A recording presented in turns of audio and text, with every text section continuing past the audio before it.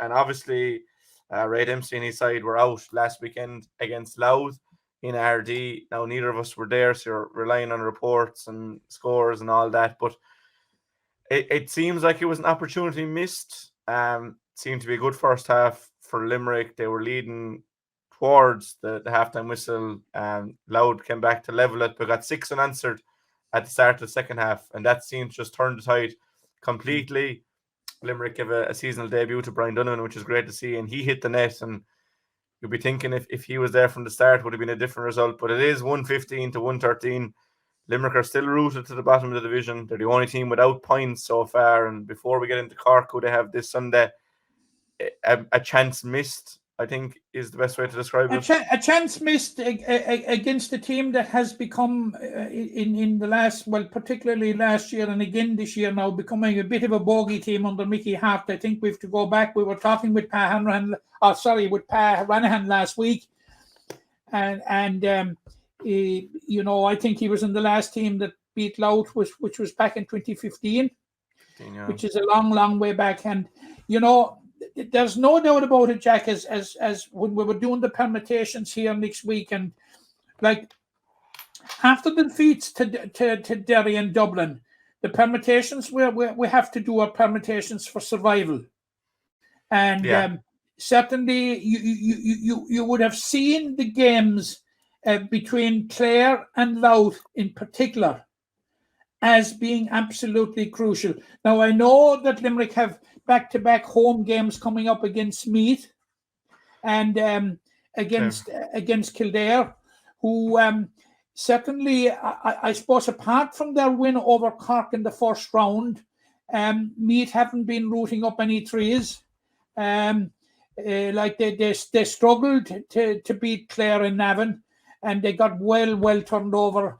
I saw most of it, Jack, by Derry last week in Owenbeg. So, but look, Limerick are in a difficult situation, Jack, and there's no point in saying otherwise. Going to Cork on Sunday, and it's part of a double header, by the way. It's going to be, the game is at 3:45. It's going to be preceded by the Cork Westmeath Alliance Hurling League at 1:45. But going to Cork, it's a must win. A very, very, very difficult task, Jack, because I made the point to you, I think, at the outset, that I thought that Cork would be the biggest threat to Derry and Dublin. And I think were it not for that shock defeat to Meath in the first round, when the Cork defence opened up like the Red Sea a couple of times, they would be in a very, very strong position. And we saw how close they really pushed Dublin last weekend. I had a fancy for Cork as being outsiders for the top two right from the start, and my mind hasn't changed.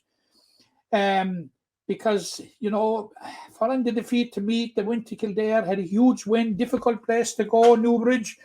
I think Limerick are really, really up against it. Now, the real positives for Limerick, the two major positives, I suppose, in terms of personnel that came out of the game against Louth, was that Hugh Burke started, which was great to see him in from the start.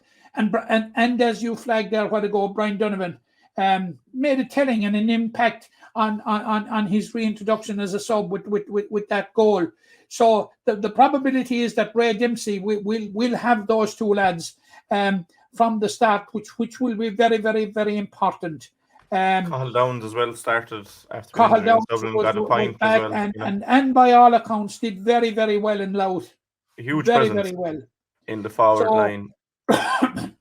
But anyone that saw Cork at the weekend, Matt, as you alluded to, couldn't but be impressed by him. Definitely deserved something from the game. Maybe not win, but they definitely deserved a draw against Dublin. I think they did everything but win the football match, to be honest. And Dublin had the majority of their, not the majority, they had an awful lot of All-Ireland winners, as they did against Limerick. But if you're comparing how the teams got on against Dublin, which is the only similarity so far that they've played against, it is going to be a very, very tough ask for Limerick. Probably you're looking for a result, but if you get a performance that you can take back to the Gaelic grounds in successive weeks against Kildare and Meath with teams that you know maybe not fence yourself against, but would be confident of being able to pick up something. That's probably what you're looking for this weekend. Obviously, 2 points on the board would be the ideal, but performance, I think, first and foremost, and more learnings, as Red MC keeps alluding to. Like the only thing, Jack, about Cork and Pairc Ui Chaoimh, over the last 3 or 4 years, Cork footballers' record at home is paltry. And I think the result of Meath against Meath in the first round might be feeding into that. It's absolutely paltry. There was one season they had 4 games at home and they only won against Louth, who were relegated. So they have a poor, and Clare have gone to Pairc Ui Chaoimh and won. Tipperary have gone down the championship and won. We might be clutching with straws when we think that Cork have a poor home record. But Jack, there's no taking away. I thought their performance in the McGrath Cup, you know, I even though it was only the pre-season, but I thought it was a sign of things to come. As I say, the only little setback that Cork have received was that performance against Meath, and like the performance last Sunday, was first class. But look, we've got to focus on Limerick, but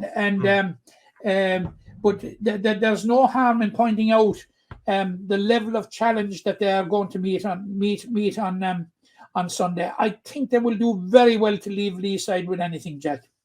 Yeah, it'll be very difficult, and I think on the McGrath Cup you mentioned, Limerick have definitely improved from that game, but so have Cork, and Cork were pretty dominant in that evening. So it is a very tough ask. But Limerick, this group of players have showed in the past that when needs must, at the most times, that they've come up, and as we mention all the time, they've gone to Markievicz Park, they've gone to Aughrim, they've gone to Portlaoise and come away with a win. So we're hoping that they can somehow continue that trend on Sunday afternoon. They went to Belfast last year and dug out an unlikely win.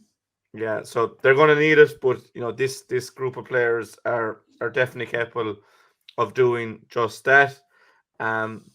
Moving into the ladies' football definitely match. Jack, getting back to it, it would so much enhance their survival chances were they to overturn Cork. Yeah, but I think the way Cork have gone, Cork probably aren't looking down anymore towards relegation. They're probably out of the running. They'll have Derry, I suppose. They have Derry, yeah, but they're probably a bit out of the reckoning for going up. But they'll probably be looking to consolidate their place as the third team. Believe it or not, Jack, they're still in with a chance of reaching the final. And I'll tell you, if they win all their games, and Dublin beat Derry, they'll get the league final spot on the head-to-head with Derry. Yeah, so it will be interesting. But for Limerick, hopefully that they can pull off what would be it would be a shock to some degree. But this Limerick team, as we said, have shown in recent years they're well capable of doing something like that.